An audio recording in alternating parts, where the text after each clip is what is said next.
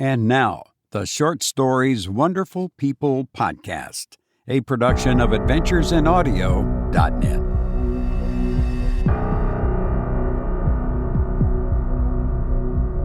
Hello, I'm so glad you are here. It's nice of you to listen. I'm Robert Crandall, and you're wonderful people for listening. I'm glad you're here. I'd like to make an announcement. You see, there's a lot of things going on with space travel and stuff, and, well, I just wanted to let you know that I was really the first man to walk on the moon. Yes. What? Stop that. Yeah, I just didn't tell I just didn't tell anybody. Who's doing that? Yeah, there are monsters on the moon, and I single-handedly fought them off and returned safely to Earth. I don't know where that came from, but all right, okay. That's not true, of course. That's our major league lie of the day. This is a fiction podcast, and, I read fiction and horror stories that other people write, and so I just decided to throw some fiction in of my own just for kicks. So there. I didn't really walk on the moon, as you probably guessed. But anyway, our feature story on this podcast is by William Hope Hodgson. And we had another one by him called The Voice in the Night. It's episode number 98, but I forgot to number it. but episode 97 is numbered, and of course right next to it, so you can easily find it. Boy. And on that, that is a really creepy story. A couple is shipwrecked. And in their efforts to survive, they encounter a strange fungus that devours all that it comes in contact with. It was published March 18th, 2019. Let's hope this is not a sequel to the current condition that torments the world. Yes, our feature story is titled A Tropical Horror. And we'll hear that right after this. Attention travelers, next Tuesday, a major power outage will cause complete chaos throughout the city. Stand clear of the closing doors, please. Disasters don't plan ahead. You can. Talk to your loved ones about how you're going to be ready in an emergency. In our feature story for this episode, a ship is attacked by a monster that consumes everything on board.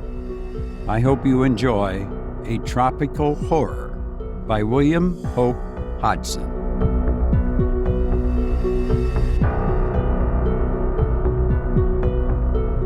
We are 130 days out from Melbourne, and for 3 weeks we have lain in this sweltering calm. It is midnight, and our watch on deck until 4 a.m. I go out and sit on the hatch. A minute later, Jokey, the youngest prentice, joins me for a chatter. Many are the hours we have sat thus and talked in the night watches, though to be sure it is Jokey who does the talking.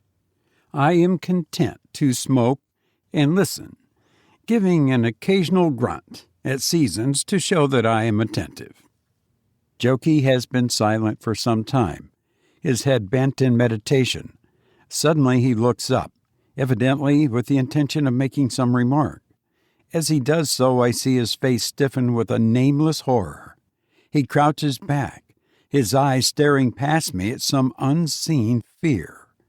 Then his mouth opens. He gives forth a strangulated cry and topples backward off the hatch, striking his head against the deck. Fearing I know not what, I turn to look. Great heavens! Rising above the bulwarks, seen plainly in the bright moonlight, is a vast, slobbering mouth, a fathom across. From the huge dripping lips hang great tentacles. As I look, the thing comes further over the rail. It is rising, rising, higher and higher. There are no eyes visible, only that fearful slobbering mouth set on the tremendous trunk-like neck, which, even as I watch, is curling inbound with the stealthy celerity of an enormous eel. Over it comes in vast, heaving folds. Will it ever end? The ship gives a slow, sullen roll to the starboard as she feels the weight. Then the tail, a broad, flat-shaped mass, slips over the teak rail and falls with a loud slump onto the deck. For a few seconds the hideous creature lies heaping and writhing slimy coils. Then with quick, darting movements, the monstrous head travels along the deck. Close by the main mast stand the harness cask, and alongside of these a freshly opened cask of salt beef with the top loosely replaced. The smell of the meat seems to attract the monster, and I can hear it sniffling with a vast indrawing breath. Then those lips open, displaying 4 huge fangs. There is a quick forward motion of the head, and a sudden crashing, crunching sound, and the beef and barrel have disappeared.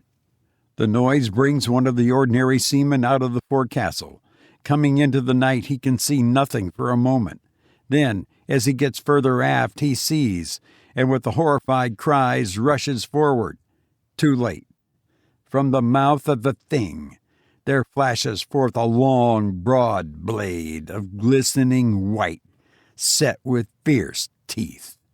I avert my eyes, but cannot shut out the sickening glut that follows.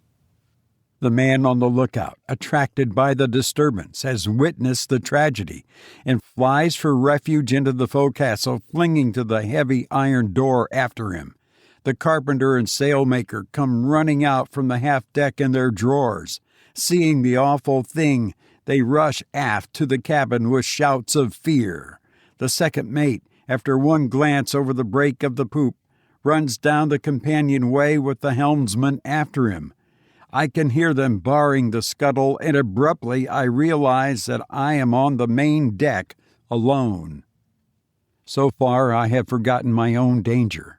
The past few minutes seem like a portion of an awful dream. Now, however, I comprehend my position, and shaking off the horror that has held me, turn to seek safety. As I do so, my eyes fall upon Jokey, lying huddled and senseless with fright where he has fallen. I cannot leave him there. Close by stands the empty half-deck, a little steel-built house with iron doors. The lee one is hooked open. Once inside, I am safe. Up to the present, the thing has seemed to be unconscious of my presence. Now, however, the huge barrel-like head sways in my direction. Then comes a muffled bellow, and the great tongue flickers in and out as the brute turns and swifts aft to me. I know there is not a moment to lose, and picking up the helpless lad, I make a run for the open door.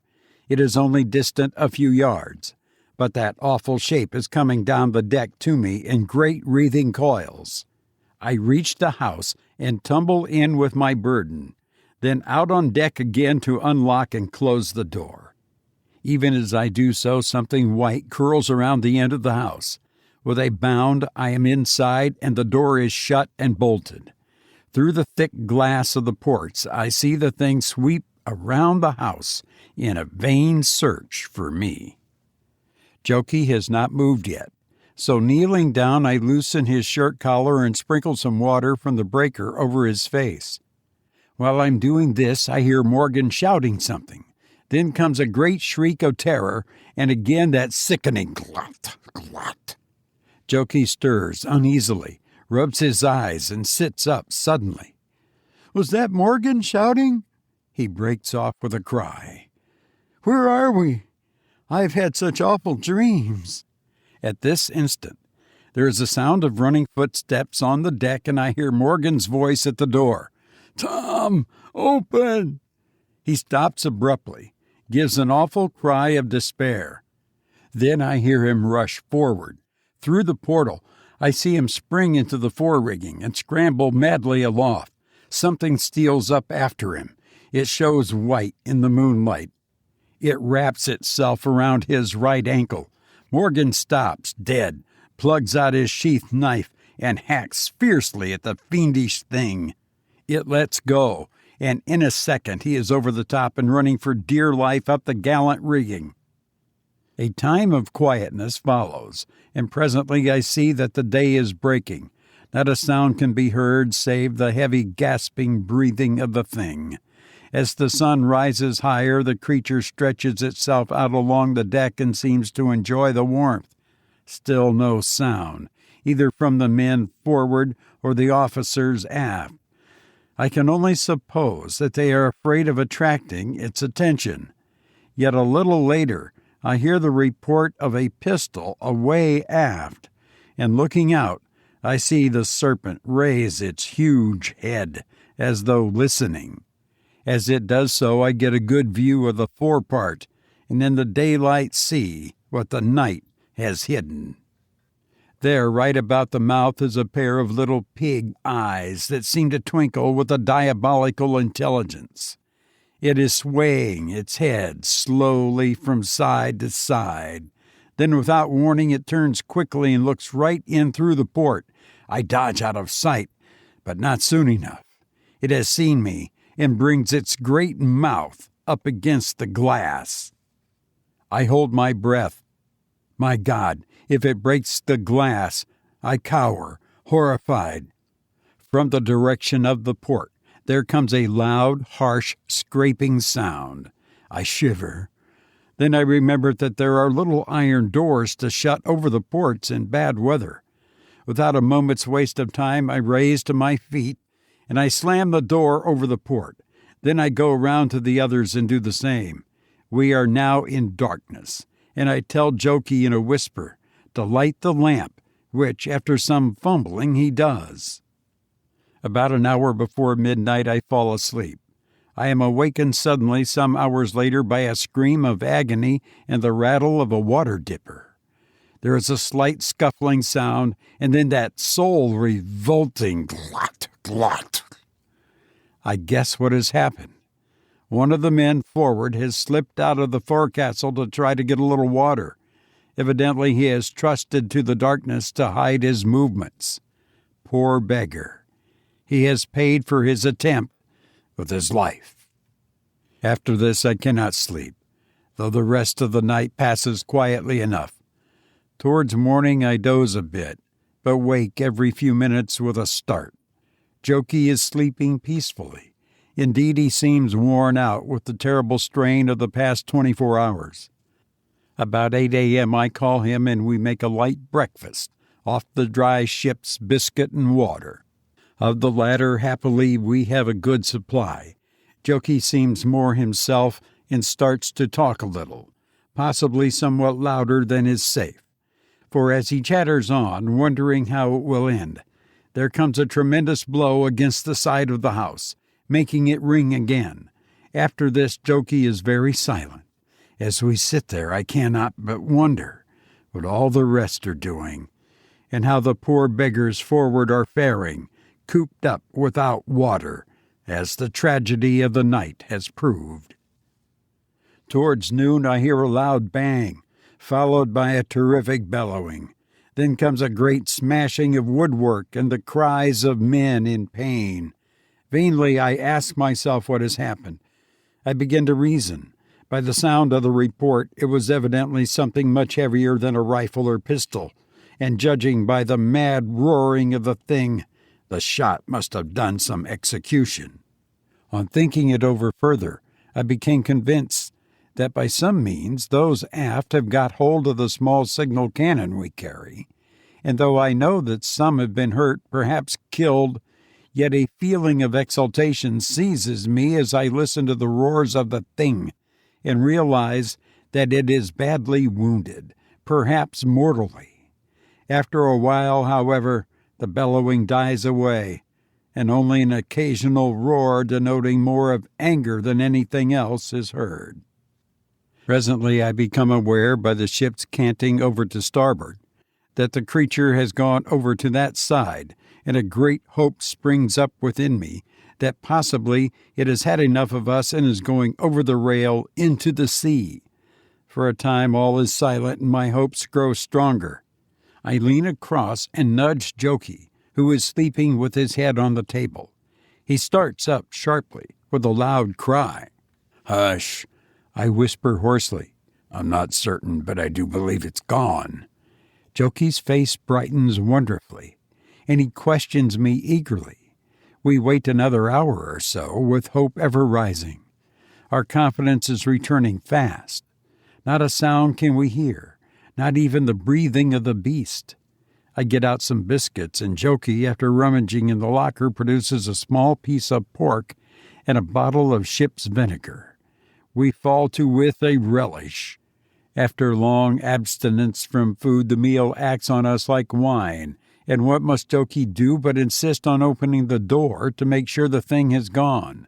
This I will not allow, telling him that at least it will be safer to open the iron port covers first and have a look out. Jokey argues, but I am immovable. He becomes excited. I believe the youngster is lightheaded. Then as I turn to unscrew one of the after covers, Jokey makes a dash at the door. Before he can undo the bolts, I have him, and after a short struggle lead him back to the table. Even as I endeavor to quiet him, there comes at the starboard door, the door that Jokey has tried to open, a sharp, loud sniff, sniff, followed immediately by a thunderous grunting howl, and a foul stench of putrid breath seeps in under the door. A great trembling takes me, and were it not for the carpenter's tool chest, I should fall. Jokey turns very white and is violently sick, after which he is seized by a hopeless fit of sobbing. Hour after hour passes, and wearied to death, I lie down on the chest upon which I've been sitting and try to rest. It must be about 2:30 in the morning, after a somewhat longer doze, that I'm suddenly awakened by a most tremendous uproar away forward, men's voices shrieking, cursing, praying. But in spite of the terror expressed, so weak and feeble, while in the midst, and at times broken off short with that hellishly suggestive glut, glut, is the unearthly bellowing of the thing. Fear incarnate seizes me, and I can only fall on my knees and pray. Too well I know what is happening. Jokey has slept through it all, and I am thankful. Presently under the door there steals an arrow ribbon of light, and I know that the day has broken on the second morning of our imprisonment. I let Jokey sleep on. I will let him have peace while he may. Time passes, but I take little notice. The thing is quiet, probably sleeping. About midday I eat a little biscuit and drink some of the water. Jokey still sleeps. It is best so. A sound breaks the stillness. The ship gives a slight heave, and I know that once more the thing is awake. Round the deck it moves, causing the ship to roll perceptibly. Once it goes forward. I fancy again to explore the forecastle. Evidently it finds nothing, for it returns almost immediately. It pauses a moment at the house, then goes on further aft. Up aloft somewhere in the fore rigging there rings out a peal of wild laughter. Though sounding very faint and far away, the horror stops suddenly. I listen intently but hear nothing save a sharp creaking beyond the after end of the house, as though a strain had come upon the rigging. A minute later I hear a cry aloft, followed almost instantly by a loud crash on deck that seems to shake the ship. I wait in anxious fear. What is happening? The minutes pass slowly. Then comes another frightened shout. It ceases suddenly. The suspense has become terrible, and I am no longer able to bear it. Very cautiously, I open one of the after port covers and peep out to see a fearful sight. There, with its tail upon the deck and its vast body curled around the mainmast, is the monster, its head above the topsail yard, and its great claw-armed tentacle waving in the air. It is the first proper sight that I have had of the thing. Good heavens, it must weigh 100 tons. Knowing that I shall have time, I open the port itself, then crane my head out and look up.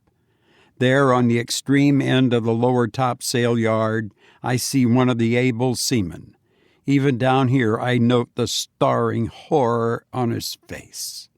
At this moment, he sees me and gives me a weak, hoarse cry for help. I can do nothing for him. As I look, the great tongue shoots out and licks him off the yard, much as might a dog a fly off the window pane. Higher still, but happily out of reach, are two more of the men.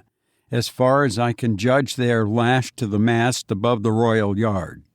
The thing attempts to reach them, but after a futile effort it ceases and starts to slide down, coil on coil, to the deck. While doing this, I notice a great gaping wound on its body, some 20 feet above the tail. I drop my gaze from aloft and looked aft.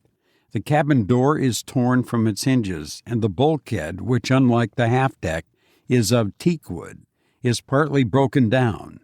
With a shudder, I realize the cause of those cries after the cannon shot. Turning, I screw my head around and try to see the foremast, but cannot. The sun, I notice, is low, and the night is near. Then I draw in my head and fasten up both port and cover. How will it end? Oh, how will it end? After a while, Jokey wakes up. He is very restless, yet though he has eaten nothing during the day, I cannot get him to touch anything. Night draws on. We are too weary, too dispirited to talk. I lie down, but not to sleep.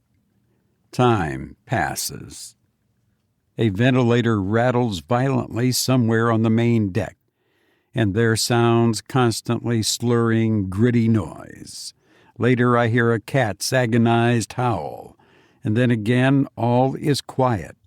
Some time after comes a great splash alongside. Then for some hours all is silent as the grave. Occasionally I sit up on the chest and listen. Never a whisper of noise comes to me. There is an absolute silence.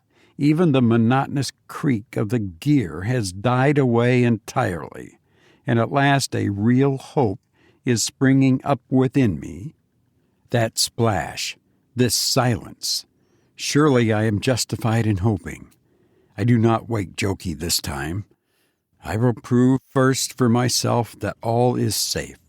Still I wait. I will run no unnecessary risk. After a time I creep to the afterport and will listen.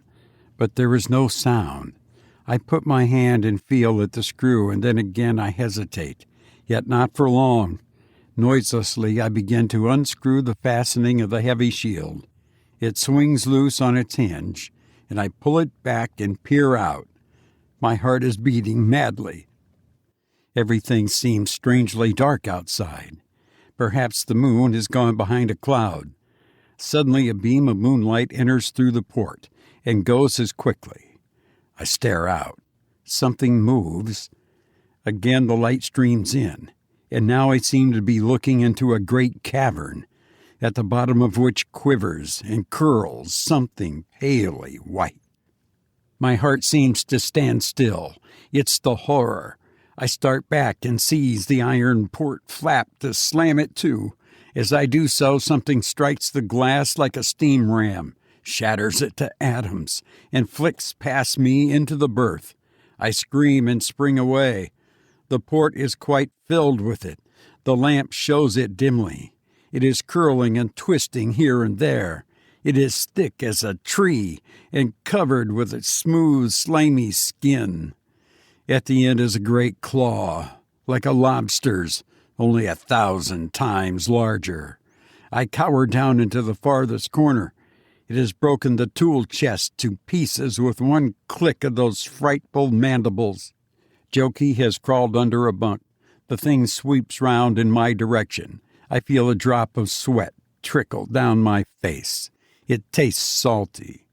Nearer comes that awful death. Crash! I roll over backwards. It has crushed the water beaker against which I leant, and I'm rolling in the water across the floor. The claw drives up, then down with a quick, uncertain movement, striking the deck a dull, heavy blow, a foot from my head. Jokey gives a little gasp of horror. Slowly the thing rises and starts feeling its way around the berth. It plunges into a bunk and pulls out a bolster, nips it in half and drops it, then moves on. It is feeling along the deck. As it does, it comes across a half the bolster. It seems to toy with it, then picks it up and takes it out through the port. A wave of putrid air fills the berth. There is a grating sound and something enters the port again, something white and tapering and set with teeth. Hither and thither it curls, rasping over the bunk's ceiling and deck, with a noise like that of a great saw at work. Twice it flickers above my head, and I close my eyes. Then off it goes again. It sounds now on the opposite side of the berth and nearer to Jokey. Suddenly the harsh, raspy noise becomes muffled, as though the teeth were passing across some soft substance. Jokey gives a horrid little scream that breaks off into a bubbling, whistling sound. I open my eyes. The tip of the vast tongue is curled tightly round something that drips, then is quickly withdrawn, allowing the moonbeams to steal again into the berth. I rise to my feet. Looking round, I note in a mechanical sort of way the wrecked state of the berth, the shattered chest, dismantled bunks, and something else. Jokey! I cry and tingle all over. There is that awful thing again at the port. I glance round for a weapon. I will revenge Jokey. Ah, there, right under the lamp, where the wreck of the carpenter's chest strews the floor, lies a small hatchet. I spring forward and seize it. It is small, but so keen, so keen. I feel its razor edge lovingly. Then I'm back at the port. I stand to one side and raise my weapon. The great tongue is feeling its way to those fearsome remains. It reaches them. As it does so, with a scream of "Jokey! Jokey!" I strike savagely again and again and again, gasping as I strike once more, and the monstrous mass falls to the deck, writhing like a hideous eel. A vast, warm flood rushes in through the portal. There is a sound of breaking steel, an enormous bellowing. A singing comes in my ears and grows louder, louder. Then the berth grows indistinct and suddenly dark. Extract from the log of the steamship Espanola. June 24. Latitude north, longitude west, 11 a.m. Sighted a four-masted bark about 4 points on the port bow, flying signal of distress. Ran down to her and sent a boat aboard. She proved to be the Glendoon, homeward bound from Melbourne to London. Found things in a terrible state. Decks covered with blood and slime. Steel deck house stove in. Broke open door and discovered youth of about 19 in the last stage of inanition. Also part remains of boy about 14 years of age. There was a great quantity of blood in the place, and a huge curled-up mass of whitish flesh, weighing about half a ton, one end of which appeared to have been hacked through with a sharp instrument. Found forecastle door open and hanging from one hinge. Doorway bulged as though something had been forced through. Went inside. Terrible state of affairs, blood everywhere. Broken chests, smashed bunks, but no men nor remains. Went aft again and found youths showing signs of recovery. When he came round, gave the name of Thompson, said they had been attacked by a huge serpent, thought it must have been a sea serpent. He was too weak to say much, but told us there were some men up the main mast. Sent a hand aloft who reported them lashed to the royal mast and quite dead. Went aft to the cabin. Here we found the bulkhead smashed to pieces, and the cabin door lying on the deck near the after hatch. Found body of captain down lazaret, but no officers. Noticed among the wreckage part of the carriage a small cannon. Came aboard again. Have sent the second mate with 6 men to work her into port. Thompson is with us. He has written out his version of the affair. We certainly consider the state of the ship as we found her bears out in every respect his story. Signed, William Norton, Master, Tom Briggs, First Mate. You've been listening to A Tropical Horror by William Hope Hodgson, who once said, "I read, and in reading lifted the curtains of the impossible that blind the mind, and looked out into the unknown." I've enjoyed being with you, and now I must go. But I hope to be with you again soon. And thank you for listening to me.